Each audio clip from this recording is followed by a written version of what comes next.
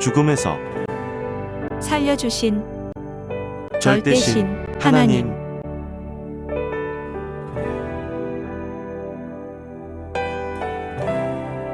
죽음에서 살려주신 하나님, 성령님, 성자와 예수님께 감사드립니다.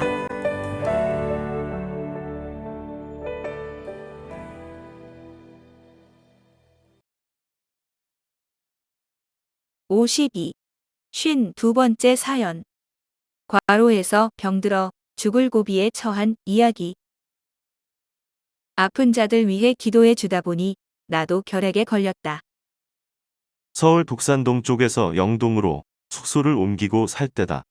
1982년 당시 교회는 배수비 목사의 부모가 500만 원을 빌려줘서 삼성동 영동대로 쪽 코엑스 앞에 있는 건물 지하를 전세로 얻어 이사했다. 그곳 영동 지하실 교회는 40평으로 150에서 200명 정도 들어갈 수 있는 공간이었는데 점점 청년들로 차기 시작했다. 그 즈음 천주교인은 마리아라는 아주머니가 전도되어 나는 마리아 권사의 집 2층을 전세로 얻어 살았다. 교회가 있어도 많은 사람들이 집으로 찾아와서 강의를 들었고 특히 아픈 자들이 자주 방문해서 기도를 받았다. 한때 결핵 환자들이 기도받으러 많이 왔었다. 그런데 기도해 주다 보니 결핵이 내게 얼마 예사롭지 않게 생각되었다. 그러던 중 지방 순회를 가게 되었고 전주 순회를 마치고 군산에 갔는데 군산의 한 대학생이 자기 아버지가 병원 원장이라고 하면서 선생님 건강검진 한번 받아보세요 했다. 그 학생의 아버지는 교인이 아니었다. 학생의 권유로 병원에 가서 검진을 받아보니 폐가 아주 안 좋아져 폐결핵 2기를 넘어섰다고 했다. 하지만 약을 먹으면 나으니 걱정하지 말라고 하며 약을 한 보따리 챙겨 주었다. 성령의 감동과 예수님의 말씀대로 매일 2시간씩 운동을 했다. 순회를 마치고 서울로 돌아와서 그때부터는 아픈 사람 중에서 결핵 환자를 분별해서 만났다. 그리고 기도했다. 하나님, 내가 아프니 이 약을 지어 주신 것을 깨닫고 알았습니다. 그러나 약 안 먹고 낫고 싶습니다. 하고 간구했다. 이에 성령께서 감동을 주시고 또 예수님도 말씀하시기를 그러면 운동을 하여라 하셨다. 그때는 하루에 새벽 설교를 70번씩 할 때였다. 이 말은 들어도 아마 이해가 안 될 것이다. 구체적으로 말하자면 교인들 순번을 정한 후 새벽 3시부터 직장에 가기 전까지 이 사람에게는 1에서 3분까지 또 저 사람에게는 4에서 6분까지 또 다른 사람에게는 7에서 9분까지 전화로 계속 설교해 준 것이다. 자기 차례에 전화를 받으면 나는 말씀을 전해 주었다.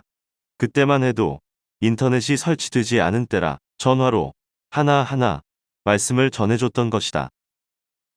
이같이 나는 매일 새벽 3시부터 아침 8시까지 전화기를 잡고 70명에게 설교를 해줘야 했다. 또 낮에 찾아오는 자들에게도 쉬지 않고 강의해 주었다. 그러다 보니 몸이 약해지고 면역성이 떨어졌다. 점점 과로가 누적되어 수시로 누워 잠을 자곤 했다. 그러다가 결핵 환자로 인해 병이 내게도 전염됐던 것이다. 그때 폐 사진을 찍어보니 폐 하나가 색깔이 부연하게 안개처럼 보였다. 폐는 까매야 되는데 균이 침범하여 흰색으로 변한 것이다. 결국 성령님도 예수님도 말씀하시기를 아침 6시에서 8시까지는 시간을 줄 테니 그때 운동장에 나가서 축구도 하고 조깅도 하여라 하셨다. 그 후로 매일 2시간씩 시간을 얻고 무조건 그 시간에는 운동장으로 나가서 뛰었다. 집 옆에 학교 삼성동 언주중학교에 가서 운동장을 10바퀴씩 뛰었다. 말씀 들으러 온 자들과 축구도 하고 또 나와 한 집에 사는 운전사와 같이 뛰기도 했다. 하늘 방법으로 폐가 회복되었고 그때부터 섭리사의 축구 부흥을 일으키게 되었다. 그렇게 3개월 운동한 후 다시 지방 순회가 있어서 또 군산에 갔다. 전에 갔던 그 병원에 가서 폐 사진을 찍어보니 폐가 아주 좋아졌다고 하면서 이제는 건강이 거의 회복됐다고 했다. 그 의사가 약을 더 준다고 하기에 약은 안 먹고 운동하겠다고 했다. 그리고 솔직히 말하기를 실상은 그동안 약을 하나도 먹지 않고 운동만 하고 기도만 했다고 했다. 그랬더니 그 의사는 약을 먹어도 이렇게 빨리 못 나아요. 기적이네요. 했다. 폐 사진을 내게 보여줘서 보았더니 폐가 시꺼맸다. 회복된 것이 확실했다. 하늘의 방법으로 해서 살게 된 것이다. 축구도 하고 운동장을 10바퀴씩 돌면서 폐를 위해 적극적으로 운동했기에 폐가 아주 좋아진 것이었다. 그 후로도 계속 새벽 운동을 하여 건강의 초인이 되기 시작했다. 하나님이 그 즈음 축구 선수들을 보내주셔서 운동장에서 만나 같이 축구도 하게 되었다. 실업팀 선수들과 같이 운동했는데 나보고 목사님은 아주 천재적인 감각을 가지고 계시네요. 축구하면 잘하시겠어요. 했다. 그때부터 운동의 시간을 많이 쓰면서 결국 섭리사에도 축구 부흥을 일으킨 것이다. 지도자가 축구를 하니 모두 따라서 축구를 하게 되었다. 섭리 축구를 통해서 사탄 마귀나 우리를 방해하는 자들을 어떻게 수비하고 또 어떻게 공격하며 도전해야 하는지를 가르쳐 주었다. 축구는 지금까지 근 40년 동안 쉬지 않고 하고 있다. 섭리인 전체가 운동을 좋아하게 되어 축구, 배구, 테니스, 탁구, 수영, 달리기 등 각종 모든 운동을 즐겨한다. 이로써 육적 체력, 영적 체력을 만들었고 섭리 역사를 축구하듯이 조직해서 펴나갔다. 그리고 축구하면서 많은 생명을 전도하게 되었다. 어느 때는 공설 운동장을 빌려서 축구 행사를 하면 그 축구 경기를 구경하러 온 자들이 연결되어 수천 명씩 전도되었다. 하나님이 이같이 운동 예술과 신앙으로 섭리해 오신 것이 확실하다. 하나님께서 운동 예술과 신앙으로 섭리해 오셨다. 축구 경기를 구경하러 온 자들이 수천 명씩 전도되었다. 마라톤 선수같이 폐활량이 좋아졌다. 모두 건강 잃고 낙심 말고 화복 전환의 기회로 삼아라. 그 전에 나는 과로로 몸이 약해지고 폐결핵까지 걸려 죽을 고비에 처했는데 오히려 하나님께 영광을 돌리는 길로 오게 해서 살게 된 것이다. 섭리사도 이같이 된 것은 하나님이 더욱 쉽게 인도하시고 성령님과 성자와 예수님도 인도해 주셨기 때문이다. 지금도 나의 폐는 강철같이 튼튼하고 월명동 자연 성전에 쌓아놓은 강한 돌같이 튼튼하다. 하도 뛰고 달려서 한때는 맥박이 1분에 52번씩 뛰었다. 초인의 맥박이라고 할 수 있다. 세계 마라톤 금메달 리스트가 한때 섭리교회에 나왔는데 나를 보더니 목사님은 국가대표 선수도 아닌데 그 대표 선수들만큼이나 폐활량이 좋습니다. 저도 다른 사람보다 폐가 배 이상 좋지만 목사님도 대단하네요. 했다. 본인은 맥박이 1분에 48번 뛴다고 했다. 나는 그때 52번 뛰었으니 하나님이 주신 초인의 건강한 몸이라고 했다.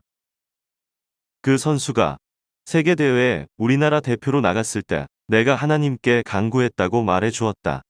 마라톤에서 꼭 금메달을 따서 우리나라 송기정 선수의 원한을 풀게 해달라고 하나님께 기도했더니 이번이 마지막 기회다. 풀어주마. 하시며 하나님이 응답하셨다고 전해주었다. 그랬더니 그도 금메달을 딴 것은 자기 힘으로 된 것이 아니라 하나님이 도우셨다고 시인했다. 자기 어머니도 동해안 바닷가에서 그렇게 정성을 들여 기도했다고 자랑했다. 금메달 리스트들은 하나님이 늘 도우신다. 섭리사에도 금메달을 딴 자들이 많은데 메달을 따기 전에 내가 너를 도우리라 하는 음성이 들렸다고 간증을 많이 하였다.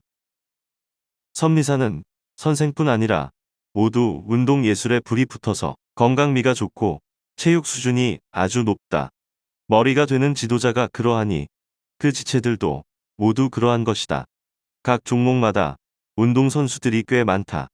그 중에는 국가대표 선수들도 있고 금메달리스트도 있다.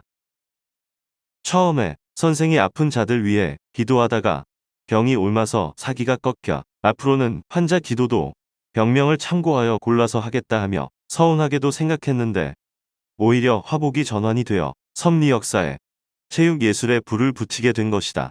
모두 건강 잃고 낙심하지 말고 화복 전환의 기회로 삼으면 좋겠다.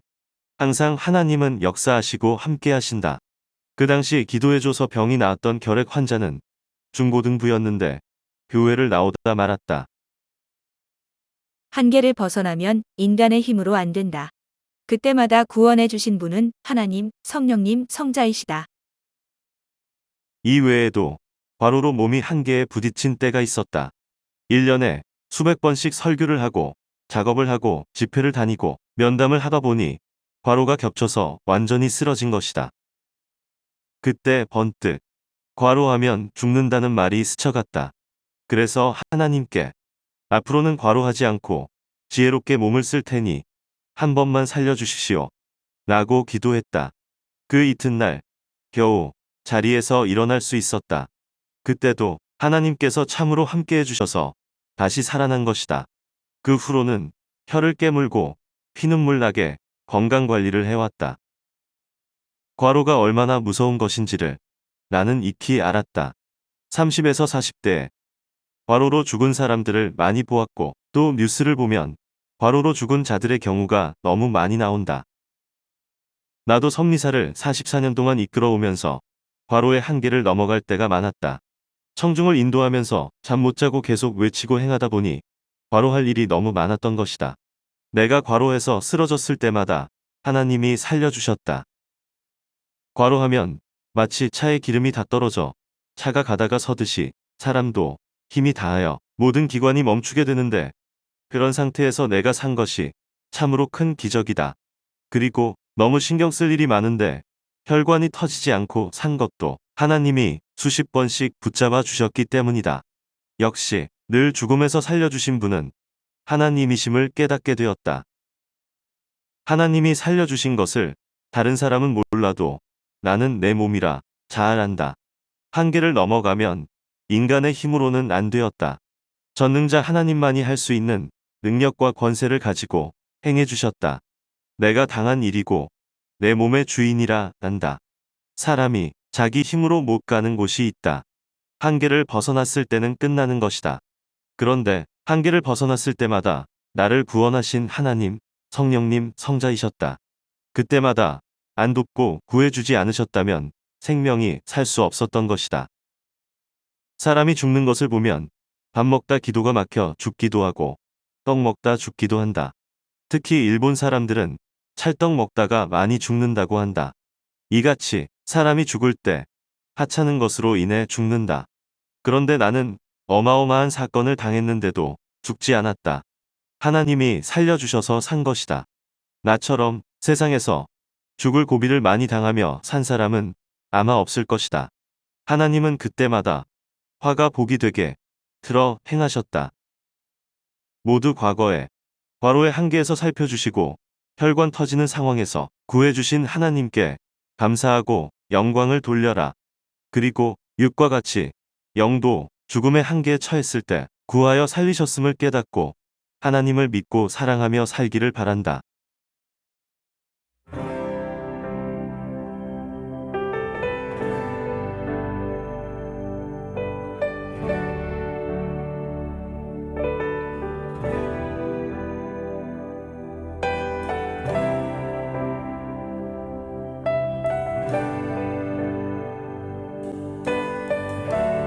죽음에서 살려주신 하나님, 성령님, 성자와 예수님께 감사드립니다.